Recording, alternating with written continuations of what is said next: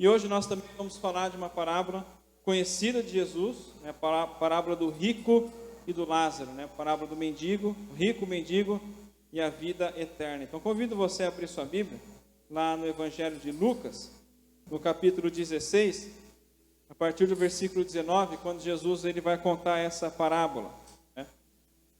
Do rico e do Lázaro. Você pode deixar a sua Bíblia aberta, Lucas capítulo 16, a partir do versículo 19 até o versículo 31.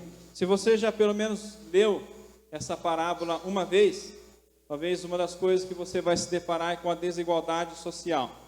É um assunto não só dessa parábola também, entre um rico e um mendigo, chamado Lázaro. E um assunto também pertinente, hoje nós vivemos também uma grande desigualdade social, só olhar umas fotos, né, por aí, sempre tem alguém extremamente rico e alguém extremamente necessitado, um mendigo, alguém precisando da sua ajuda, né? E além de nos ensinar também desse rico acerca da falta do amor ao próximo, né? Mas isso já foi na semana passada.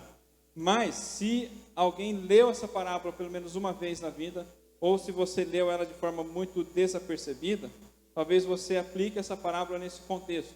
Precisamos então diminuir a desigualdade social que existe no nosso meio. Mas a parábola do rico vai além de confrontar esse problema da desigualdade social. A parábola tem a ver com a vida eterna, né?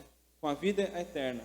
A vida eterna ou a morte eterna. Perguntas que talvez você já tenha se deparado o que acontece quando nós morremos? Para onde nós vamos após a morte? Como garantir, né, a minha vida eterna, para que eu não morra eternamente longe de Deus? O que acontece com aqueles que vão para o inferno, né? E se tem uma parábola que deixa de perturbadora, né, e assustadora de Jesus, é essa parábola do rico e do Lázaro. Ela deixa de forma muito nítida, muito clara, qual é a verdadeira condição daquelas pessoas que morrem sem terem se convertido ao nosso Senhor Jesus Cristo, sem terem se arrependido dos seus pecados e entregado a vida a Jesus como seu único e suficiente Salvador. E é uma parábola que fala sim sobre o inferno.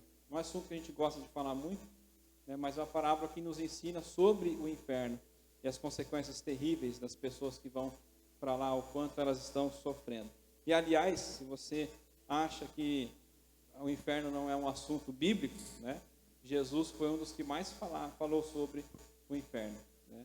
Vários contextos, vários ensinos de Jesus, ele destaca bastante sobre o inferno. Então, com essa história, Jesus ilustra como que é estar no inferno.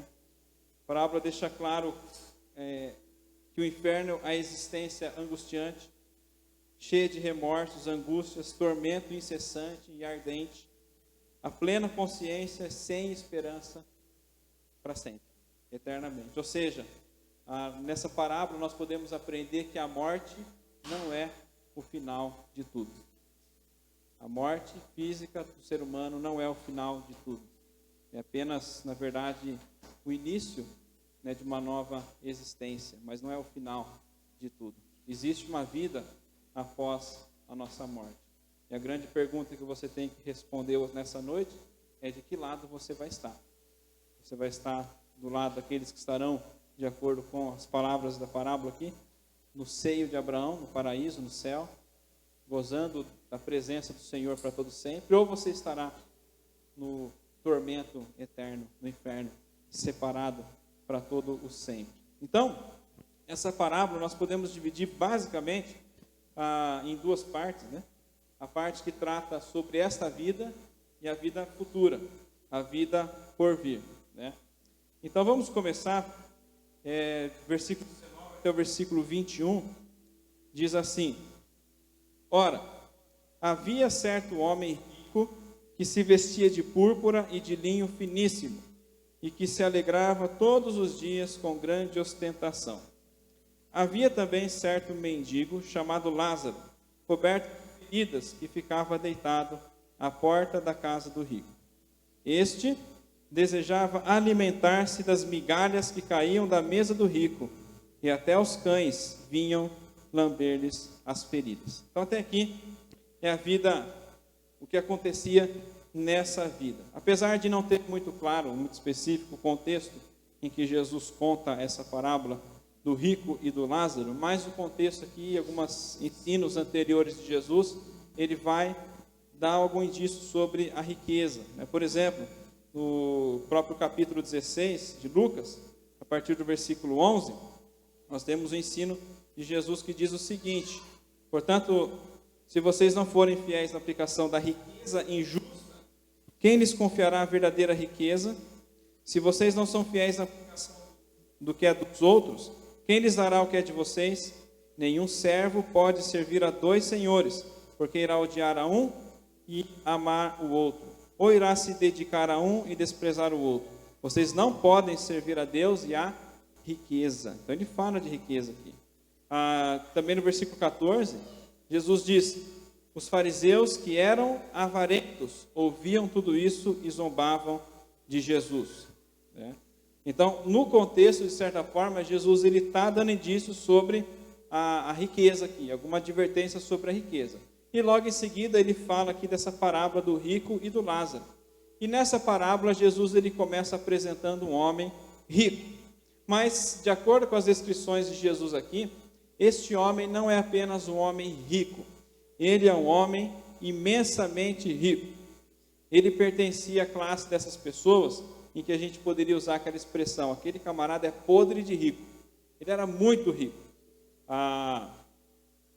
Olha a descrição: um homem que se vestia de púrpura, de linho finíssimo, que se alegrava todos os dias com grande ostentação. A ideia aqui é de um homem extremamente rico que vivia como um rei, literalmente. Um homem extremamente rico, e o seu viver diário, cheio de esplendor, caracteriza ele como um homem ostentoso, que anda como um pavão, querendo se mostrar, para todas as pessoas. E de acordo com o pensamento das pessoas naquela época, que de certa forma não é muito diferente do pensamento das pessoas de hoje também, uma pessoa assim, como esse homem rico, próspero, feliz, rico, e ostentava dos seus bens e tudo mais, eles julgavam que essa pessoa era uma pessoa abençoada por Deus. Era o tipo de pessoas que todo mundo queria imitar. O homem rico, com certeza, na mente do judeu daquela época, era: essa pessoa é uma pessoa próspera, é uma pessoa em quem a mão de Deus está sobre ela. É uma pessoa que, digamos assim, a vida eterna dela está garantida, porque a boa mão de Deus está sobre a vida dela. E não é muito diferente de hoje, não. Hoje, muitas vezes, nós julgamos a prosperidade material e colocamos ela como sinônimo da bênção de Deus sobre as nossas vidas. Mas será que é realmente isso? E logo depois, então, Jesus apresenta o mendigo nessa parábola. No versículo 20, havia também certo mendigo chamado Lázaro. E Lázaro, ele era mais do que um necessitado. Ele era paralítico, incapaz de se movimentar, incapaz de se cuidar de si mesmo. E tinha ali umas doenças da pele, coberto de feridas, ficava sentado à porta do rico. Em algumas versões vai dizer o seguinte, que ele foi deixado na porta do rico. Ou seja, era incapaz até de caminhar, e alguém deixou ele ali na porta do rico. Talvez, o contexto não diz aqui, mas talvez na ideia de que talvez esse rico ele tenha condições de ajudar esse pobre homem passando necessidade. E Jesus diz que esse Lázaro, esse homem, esse mendigo, além da necessidade física,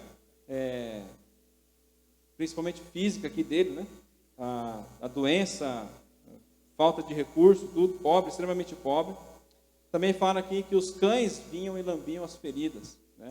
E se você pensa que é o cãozinho de estimação, todo limpinho, bonitinho, aqueles que você deixa até lamber seu próprio rosto, não é esse tipo de cachorro. Era cães de rua, esses cães que são deixados na rua, cães sarnentos, sujos, doentes também, esses cães que vinham lamber as feridas de Lázaro também aqui. E, de acordo com o pensamento das pessoas daquela época também, uma pessoa assim, que estava vivendo nesse tipo de situação, era uma pessoa em que a mão de Deus estava contra ela. Era uma pessoa amaldiçoada por Deus. Se ela estava vivendo nesse tipo de consequência, nesse tipo de vida atual, é porque ele estava pagando por algum pecado, Deus estava colocando a mão sobre a vida dele. E não é fácil a gente procurar achar exemplos na própria Bíblia disso tudo. Você tem o exemplo, por exemplo, de Jó. Jó, quando ele ficou doente, perdeu tudo, ele era um homem próspero, extremamente rico, mas quando ele perde tudo, os seus amigos ficam o tempo todo acusando ele. Você cometeu algum pecado, porque você está nessa situação, porque a mão de Deus está contra você, porque você pecou contra ele. Nós temos o próprio exemplo de Jesus andando com seus discípulos, quando ele cura o cego Bartimeu, lá em João capítulo 9, de 1 a 3, nós lemos a seguinte comentário dos discípulos. Enquanto Jesus caminhava, viu um homem cego de nascença, e os seus discípulos perguntaram: Mestre, quem pecou para que esse homem nascesse cego? Ele ou os pais dele? Então, alguém que estava passando por algum tipo de necessidade, alguém que estava vivendo nessas características de Lázaro, era alguém que estava sendo amaldiçoado pelo próprio Deus. Ou ele estava pagando pelo seu próprio pecado, ele fez alguma coisa, ou os seus pais, seus avós, seja lá o que for, fez alguma coisa para esse homem estar vivendo na situação que ele está vivendo.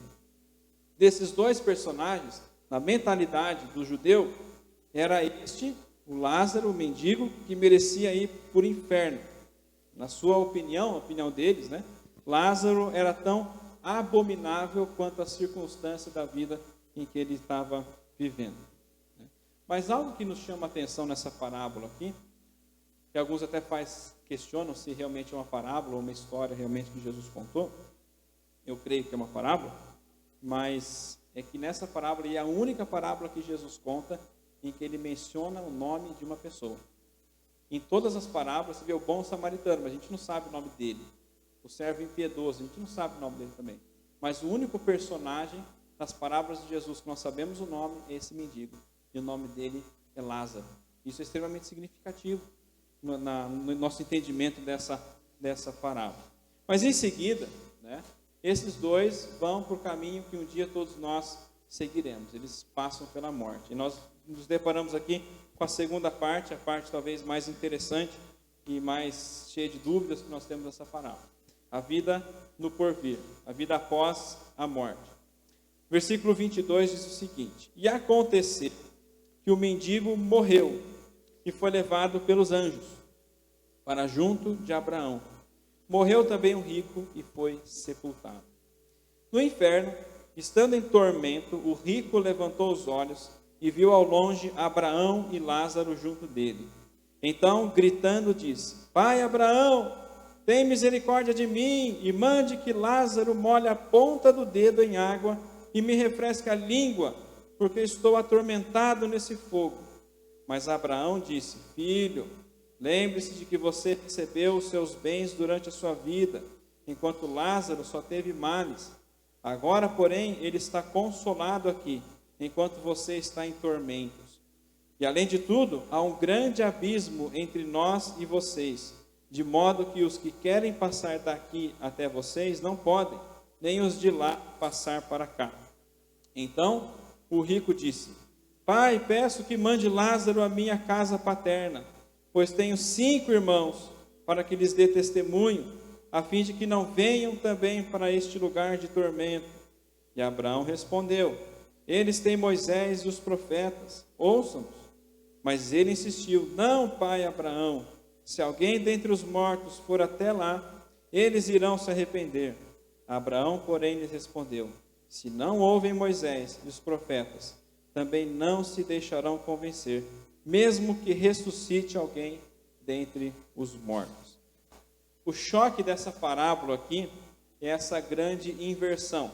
Aqueles que era considerado, o rico, que era considerado alguém abençoado por Deus, ele morre, simplesmente fala que ele foi sepultado, e fala que agora ele está no inferno em tormentos. Ele não estava gozando de uma vida, a mesma vida que ele estava vivendo, e a mesma vida que as pessoas achavam que ele ia viver no céu, por ele ser próspero e feliz, e ser alguém abençoado por Deus. E o mendigo que estava padecendo, estava extremamente necessitado ali, fala que ele morreu e foi levado pelos anjos para junto de Abraão. Agora a expressão para junto de Abraão, tá? Lembra, estamos no contexto aqui de judeus aqui também, né? Então estar junto com Abraão é sinônimo, é igual ir para o paraíso, estar no céu, estar na presença de Deus, né? É você desfrutar, né? E você agora de fato, aqueles que são filhos de Abraão, estarem gozando da presença do Pai Abraão. Então é o sinônimo de você estar no céu, né? Então Lázaro morreu e foi para o céu, enquanto o rico, ele morre e vai para o Hades, vai para o inferno, né? E o que é interessante essas inversões, né? É que durante a vida o mendigo desejava ardentemente por comer das migalhas de pão que caía da mesa do rico. Mas agora, quem está suplicando aqui é o rico, que está suplicando que Lázaro molhe a ponta do dedo, né, com água na sua língua para aliviar um pouquinho do seu tormento. Agora não é mais o Lázaro que está suplicando, agora é o rico que está suplicando. E por incrível que pareça, nesse diálogo que Jesus narra aqui entre o rico e o pai Abraão, nós não vemos o rico se queixar, mas por que eu estou aqui? A gente não vê isso. Será que talvez ele mesmo caiu em si, dizendo aqui é o lugar que realmente mereço estar? Mas a gente não vê essa descrição. Você vê que o rico pedindo para que Lázaro alivie um pouco do tormento que ele estava passando, e você vê o diálogo do rico pedindo para que Abraão mandasse Lázaro de volta na vida aqui terrena nossa, para que Lázaro avisasse os seus 5 irmãos, para que eles também pudessem se arrepender e não vir para esse lugar de tormento que o rico estava aqui, né? no inferno, sofrendo conscientemente e duramente aqui também. E aqui que o nome de Lázaro é interessante, né? Lázaro, como eu já disse, é o único personagem das parábolas de Jesus que é mencionado pelo nome, Lázaro. E o próprio nome, Lázaro, significa a quem o Senhor ajudou. Agora, algo muito mais profundo, né, do que isso, é que apesar do rico ser rico, e todos acharem que ele tinha uma vida próspera e garantida na vida eterna, ele nem sequer é lembrado pelo nome. Enquanto Lázaro, que muitas vezes passa desapercebido, né? Há pessoas aí que passam desapercebidas, talvez por não terem a mesma posse, o mesmo poder, ele tem o seu nome lembrado, né? Lázaro. Significa que talvez não importe se você conhece a Deus, mas se Deus conhece você. O rico conhecia Abraão. O rico chamou Abraão de pai. Abraão. Ele conhecia muito bem Abraão. Ele sabia do que estava ali no contexto. Mas não importa se ele conhecia Abraão, se ele conhecia Deus, mas se Deus conhecia, de fato, esse rico. Nós vemos aqui que nessa parábola, o Lázaro é que conhecido, que é chamado pelo nome. Isso nos faz lembrar que Jesus diz, né? Eu sou bom pastor, conheço as minhas ovelhas, a chamo pelo nome. Então, muito mais do que você conhecer a Deus, o que mais vale é você ser conhecido por Ele, né? O que nós podemos, talvez aqui, de tirar de lição dessa parábola, né? E eu já vou comentar dos diálogos aqui entre eles, né? Mas algumas lições que nós podemos aprender aqui é que nós precisamos crer nas Escrituras, não nos sinais. O rico, ele pede, além de ilustrar tudo ali, né, que não é impossível quem está no céu ir para o inferno, quem está do inferno ir para o céu, né? Como o pastor Kiel falava anteriormente, né? A morte sela o destino da alma. Ou seja, a condição pela qual você morreu é a condição que você vai permanecer por toda a eternidade. Se você morreu sem Cristo você viverá a eternidade. Se você morreu com Cristo você viverá por toda a eternidade. Então não tem um arrependimento após a morte. Você não paga pelos seus pecados após a morte. E além de tudo isso, ele tinha um desejo, pedido, para que Abraão mandasse Lázaro de volta à terra, para que ele pudesse convencer os seus irmãos, os seus familiares, a se arrependerem e não virem no mesmo lugar que ele estava padecendo. Qual é a resposta de Abraão? Eles têm Moisés e os profetas. Eles ouçam os profetas. Eles têm Moisés, eles têm as Escrituras. Eles ouçam as Escrituras e se arrependam. E o rico insiste, não, mas se alguém dos mortos aparecer a eles, eles vão crer. E Abraão fala, não, isso não vai acontecer. Se eles não ouvem Moisés e os profetas, tampouco vão ouvir, vão se deixar convencer, mesmo que alguém ressuscite dentre os mortos. O que eles precisavam não eram de mais sinais. O que eles precisavam é crer nas Escrituras. E que, por sinal, as Escrituras já é o grande milagre. Um dos grandes milagres. Deus falando ao homem na linguagem do homem. Isso já é algo extraordinário. E por meio das Escrituras nós podemos conhecer a Deus, o plano de Deus, e o que Ele exige de nós, como nós devemos viver de acordo com a vontade dEle. Nós já temos a Bíblia. Ouça a Bíblia, você não precisa de mais sinais. E quantas pessoas estão atrás de sinais para crerem? Dão mais valor às profecias ditas por aí do que nas próprias Escrituras. Deixam de ler a Bíblia, deixam de se convencer pela Bíblia e querem atrás de sinais. E o que Abraão diz aqui? Não vão se deixar convencer, mesmo que alguém ressuscite dentre os mortos. E o que Jesus está ilustrando nessa parábola é que, de certa forma, esse rico também representava, de certa forma, os fariseus e os sacerdotes da época de Jesus. Um pouco mais adiante, quando Jesus conta essa parábola, nós temos um grande milagre, um grande sinal realizado por Jesus. E por sinal, por coincidência ou não, ele ressuscita quem? Lázaro. Um pouco mais adiante que ele conta essa parábola, ele ressuscita Lázaro, um grande amigo de Jesus.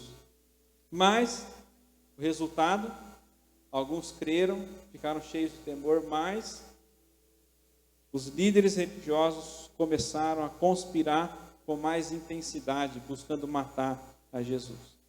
Ou seja, alguém que ressuscitou dentre os mortos, e ainda assim eles não deram crédito. E não só a ressurreição do próprio Lázaro, mas a própria ressurreição de Jesus. Nós vivemos agora aqui, celebrando a Páscoa, e celebramos a ressurreição de Jesus. E nós vemos a história de quando Jesus ele ressuscita dentre os mortos, os guardas que testemunharam, viram os anjos ali, eles vão contar para os sacerdotes. E qual que é a reação dos sacerdotes? Uau, Jesus de fato é o Messias, vamos crer nele?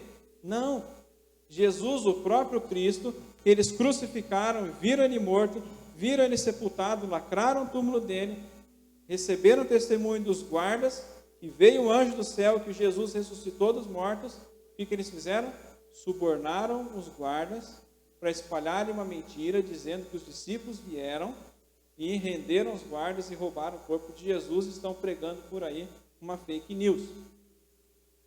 Eles não creram, ainda que alguém tenha ressuscitado dentre os mortos. Então, o que as pessoas precisam, ali no caso ali os irmãos do rico, o que as pessoas no tempo de Jesus, o que as pessoas precisam hoje, é dar mais valor à palavra de Deus, às Escrituras, do que aos sinais.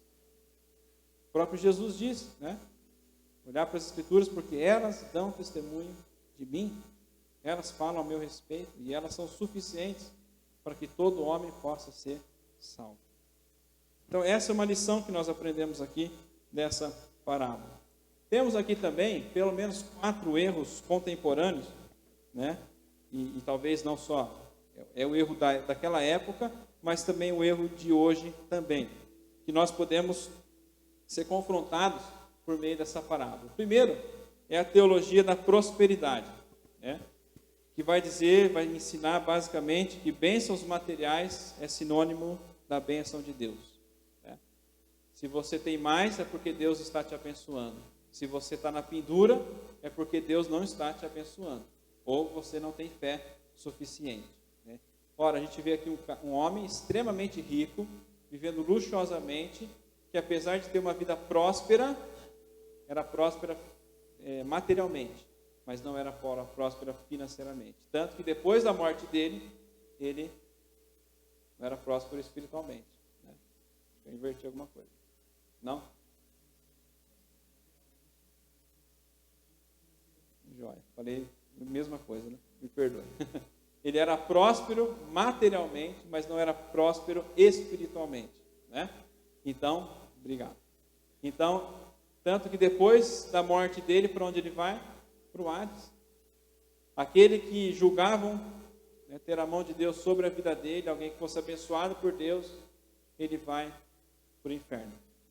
Então, prosperidade não é sinônimo de bênção de Deus sobre a vida da pessoa. A pessoa pode ser muito abençoada por Deus tendo muito, e ela pode ser muito abençoada por Deus tendo pouco também, ou nada. Mas você tendo a Cristo, você tem tudo. Você tem a vida eterna ao seu alcance. Também um outro erro que nós encontramos aqui, que é o oposto desse. Né? Eu coloquei aqui como basicamente, né, um bom estudo aí, teologia da libertação, só para definir sobre isso, né? Mas basicamente a teologia da libertação, ela vai valorizar o pobre e o desfavorecido social materialmente, né? Como que o sofrimento deles ali em vida já fosse quase uma garantia da vida eterna. Ele está sofrendo agora, mas no futuro, depois da morte, ele vai ser recompensado, né? Como eu disse, tem muito estudo para falar só sobre essa teologia da libertação. Mas o pobre, só porque ele é pobre, então ele vai ser salvo. Ele, de alguma forma, ele vai ser recompensado lá na eternidade. Não, isso é um erro também, né? Isso é um erro também. Não é porque o Lázaro era pobre, porque ele foi para o céu. Lázaro foi para o céu porque ele confiava em Deus, porque ele dependia de Deus, e o rico não. Apesar de não mencionar aqui a fé de nenhum deles, né, mas lá no versículo 30, quando o rico pede para Abraão mandar Lázaro para seus irmãos, ele fala: mande Lázaro para que os meus irmãos se arrependam. Sinal de que o próprio rico não se arrependeu, mesmo tendo conhecido o pai Abraão, mesmo conhecendo a Deus, ele não se arrependeu. E não é porque você é israelita, não é porque você é filho de um crente, não é porque você frequenta uma igreja, é que você tem sinal de que a sua vida está garantida. Não é porque você é batizado numa igreja, não é sinal de que você está garantido eternamente, se você não se arrepender dos seus pecados. E Lázaro, ele vai para o céu não porque ele era pobre. Lázaro, ele vai para o céu porque ele confiava em Deus e tinha se arrependido dos seus pecados. Apesar da sua vida terrena ali, né, ser literalmente, materialmente falando, uma desgraça. Né? Coberto de feridas, machucado, passando fome, necessitado, desejando comer migalhas da mesa, né? Sendo lambido por cachorros ali. Mas isso não era sinal da maldição de Deus sobre a vida dele. Um outro erro nós vemos aqui é o contato entre vivos e os mortos, mais propagado aí pelo Espiritismo. A ideia da reencarnação, ou da possibilidade de alguém que já morreu voltar para o mundo dos vivos e falar com essas pessoas. A própria parábola aqui diz: não, isso não pode acontecer, não dá para acontecer. Eles têm, de novo, eles têm a palavra para se deixarem convencer. O que eu tenho dito por aí, né, é que esses ditos espíritos de pessoas que já morreram, que voltam à vida, não são espíritos de pessoas que já morreram. Isso é doutrina de demônios, que tem a capacidade de imitar a voz, tem capacidade de trazer as recordações da pessoa, enfim, mas não é o espírito da pessoa que voltou. A própria palavra de Jesus diz que isso é impossível. A morte sela o destino da alma, e quem está no inferno vai permanecer no inferno, não vai sair de lá. nem para ir para o céu e nem para vir para a terra. E quem está no céu, mesma coisa. Não tem essa possibilidade de vir para o mundo dos vivos. Né? Não tem essa possibilidade. Então, essa doutrina, nós somos confrontados com essa parábola dessa falso erro contemporâneo, né, que nós temos aí, por sendo propagada amplamente no nosso mundo. E também o quarto erro, né, é o sono da alma, mais propagado pelos testemunhas de Jeová, que ensinam que depois da morte a pessoa entra no estado de inconsciência, aguardando a ressurreição dos mortos. Né? Nós vemos aqui muito pelo contrário. O rico, que é mais enfatizado nessa parábola aqui, ele está plenamente consciente da sua situação e do seu tormento. Ele pede: mande Lázaro vir aqui aliviar um pouco do meu sofrimento, porque eu estou sofrendo muito. Ele está consciente, ele sabe do seu sofrimento, ele sabe da sua condição, ele sabe, inclusive, está consciente da condição dos seus irmãos, que ainda estão em vida, e se eles não se arrependerem, eles estariam sofrendo no mesmo lugar que eles. Ou seja, depois que nós morremos, nós não dormimos. Nós não entramos nesse estado inconsciente da alma.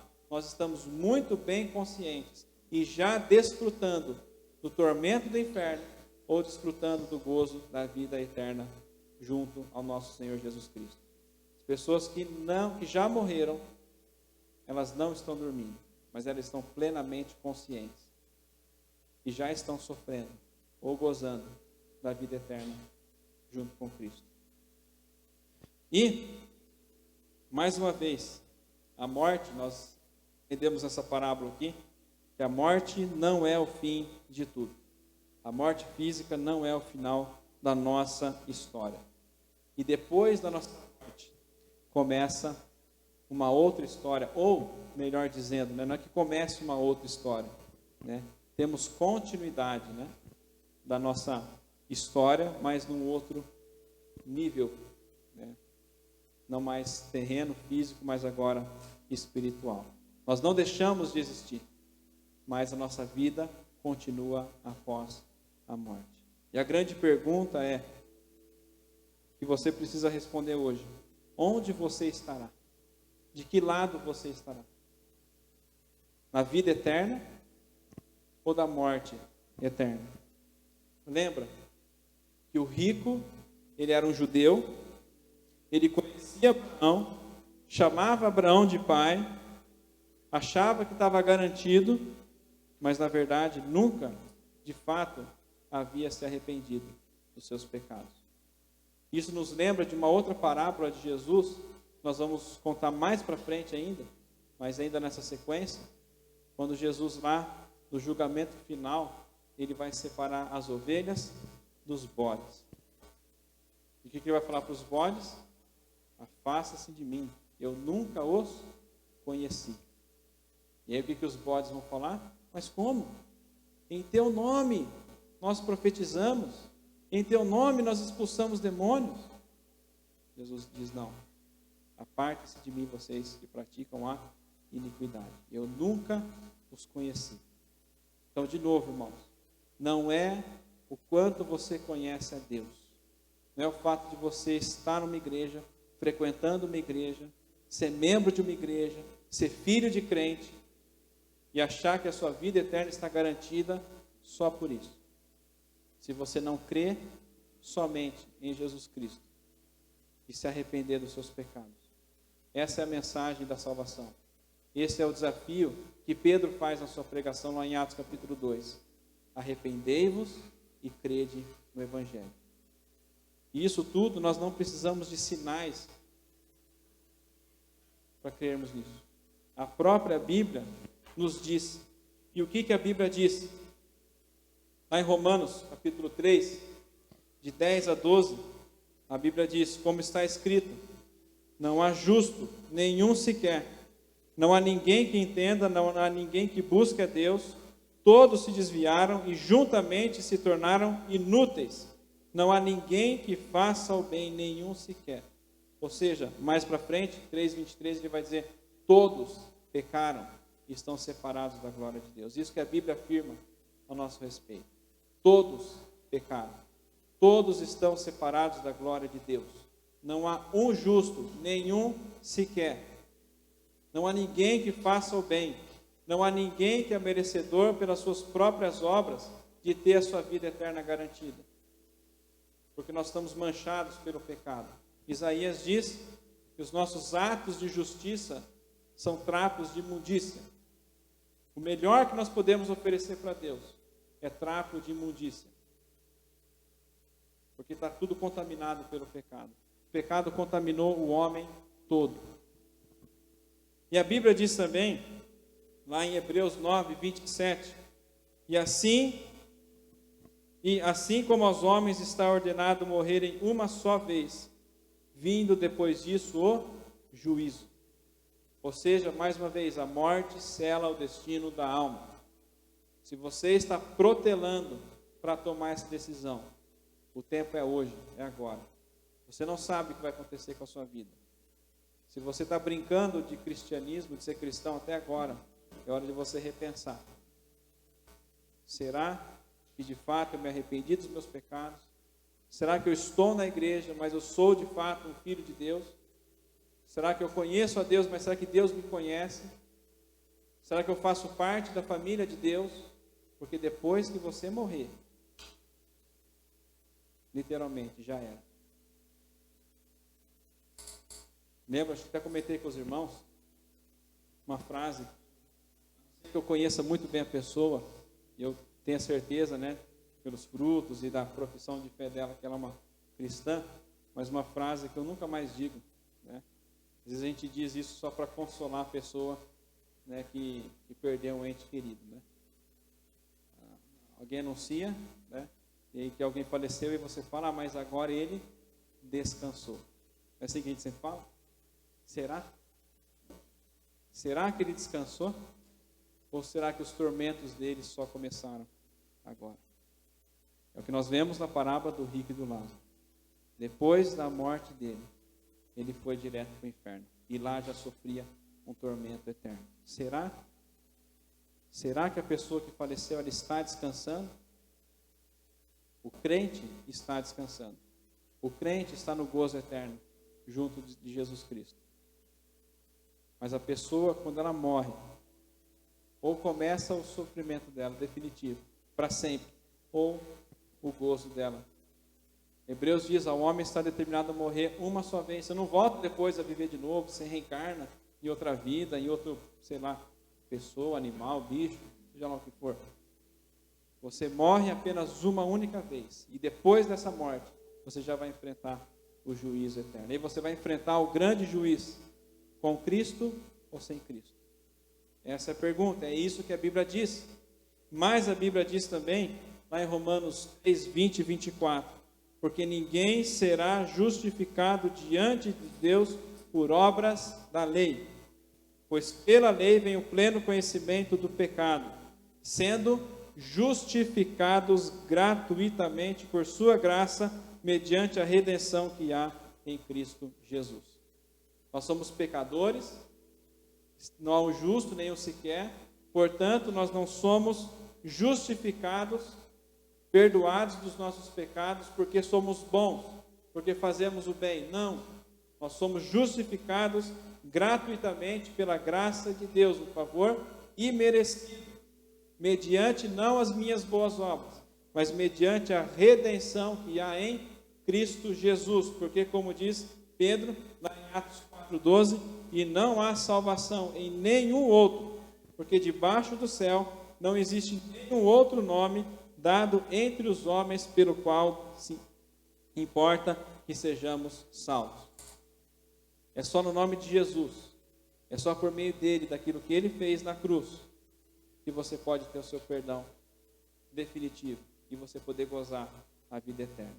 Porque por si próprio você é incapaz.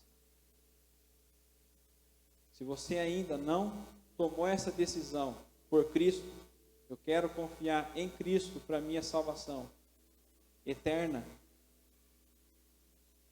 você vai padecer eternamente.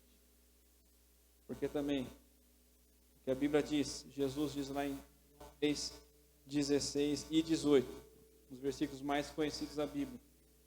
Porque Deus amou o mundo de tal maneira que deu o seu Filho unigênito, para que todo o que nele crê não pereça, mas tenha a vida eterna.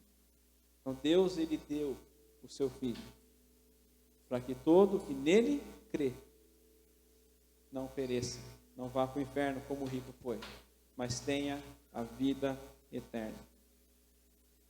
E Jesus, ele deixa muito claro, quem nele crê, o Filho, não é condenado, mas o que não crê já está condenado. Por quê? Não porque era rico ou porque era pobre, não porque fez o bem ou deixou de fazer o bem, mas porque não crê no nome do unigênito Filho de Deus.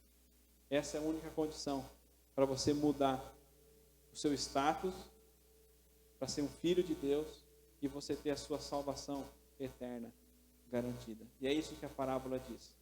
Nós precisamos nos voltar para a Bíblia, para as Escrituras, e olha só o que ela diz para nós. E está cheio de gente falando aí, cheio de igreja falando aí, que prosperidade é sinal de bênção de Deus, e se você fizer boas obras, né, Deus no fundo ele vai olhar seu coração, a sua motivação, né, no fim todos os caminhos levam a Deus. Mentira, errado. O que a Bíblia diz é o que aqui eu acabei de falar aqui. Somos pecadores, iremos morrer um dia. E se vocês não têm Cristo, você vai padecer eternamente, no tormento eterno, conscientemente, ininterruptamente. Você não vai ter um tempo, uma trégua do seu tormento, mas é um tormento eterno. Não é sofrer um pouco de tempo e depois ser destruído. Não, é um tormento eterno, uma morte eterna. Para sempre, sem descanso. Portanto, a decisão que você tem que tomar é agora. Não ache que o seu conforto, o seu status vai te deixar garantido. Se você não tem a fé no Senhor Jesus Cristo. Se não é Ele o teu Salvador, você está perdido para todo o sempre. Ou seja, a morte, ela não é o fim da nossa existência. Aonde você estará? A parábola de Jesus, do rico e do Lázaro, nos ilustra muito bem essa condição. Se você ainda não entregou sua vida para Jesus, o tempo é agora. Talvez se você já faz parte da igreja, é membro talvez inclusive dessa igreja, mas você achou que pelo fato de você estar aqui, você estava garantido. Você está errado. Não é a igreja, não é o batismo que te salva, mas é somente a fé no Senhor Jesus Cristo. Vamos orar?